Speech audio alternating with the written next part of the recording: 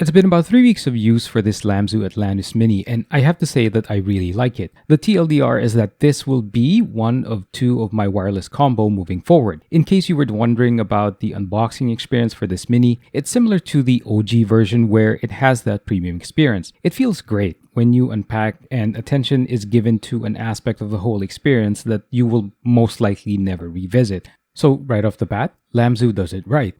The spec sheet for the Mini is great, but it's really nothing surprising given the abundance of mice out there that have top-notch materials or specs, and I still believe that even if they were to drop the sensor to the level of the 3370, I still think that other aspects matter more. For this Mini version, there are about 4 things I'd like to point out on why I choose it to be part of my wireless combo. The first really is the texture of the device. When I first held it, it was awkward because it had a very chalky feel to it. It really had the feel of grainy material as I tried rubbing it. In comparison, the original Pulsar X2's Mini or Medium feel like frictionless surfaces when you hold them. It took me about 2 or 3 days to get used to it, especially in moments where my hand would get a bit moist. This Atlantis felt like it was sticking to my hand. Even my OG Atlantis didn't have that feel or not too much of it.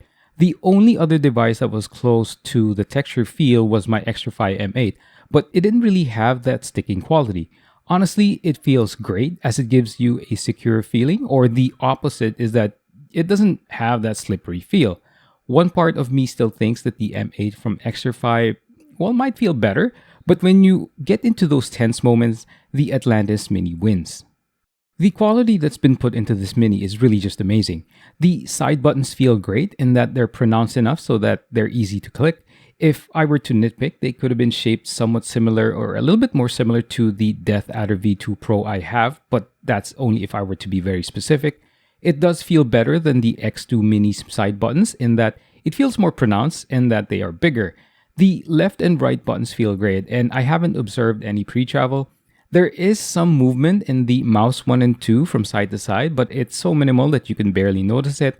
The scroll wheel feels great, and I normally nitpick on the scroll wheel, but this Mini is a bit subtle and tactile at the same time in terms of the bumps, but it produces minimal sound and I really like it.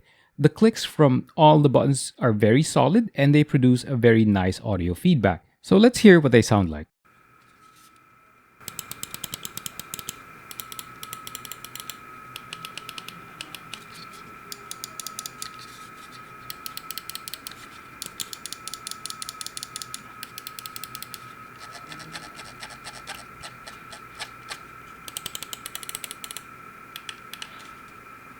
So as you've heard, the smaller Atlantis is checking the right boxes in terms of the audio experience.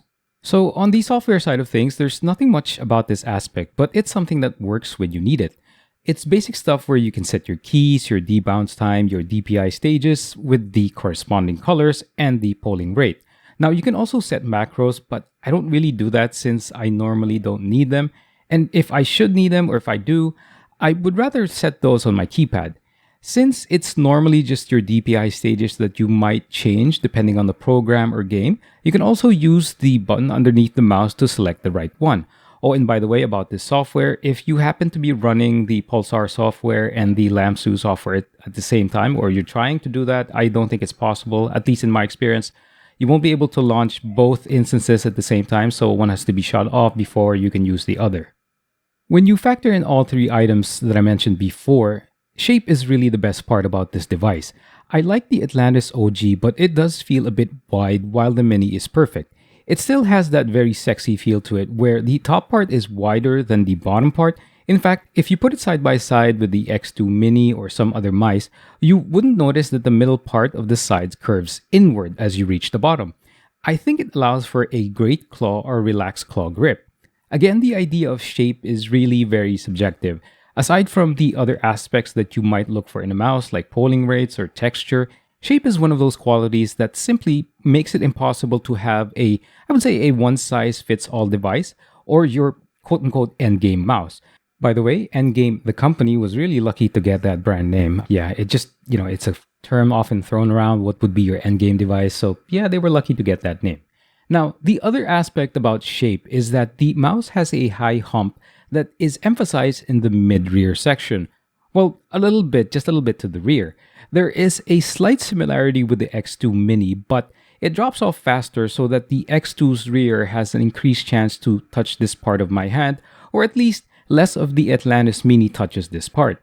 And I think lastly, I just want to mention that the Atlantis Mini doesn't have the grooves on the M1 and M2 buttons like the X2. It doesn't matter much to me, but when I shift from my X2 to the Atlantis Mini or vice versa, it is a bit noticeable, but I'm able to quickly adjust to it. So if that aspect, having the grooves on the mouse buttons, matters to some of you guys, you have to weigh or consider that part.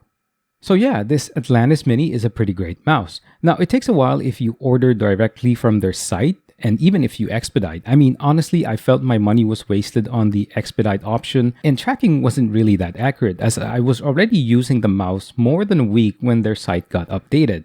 But yes, the Lamzu Atlantis Mini is really going to be staying as one of my 1-2 wireless combo. It tracks well, it feels light but sturdy, and it's great when being held. Assuming the size and shape are good for you, it's definitely a good buy. Well, you got Crave here, and thanks for watching.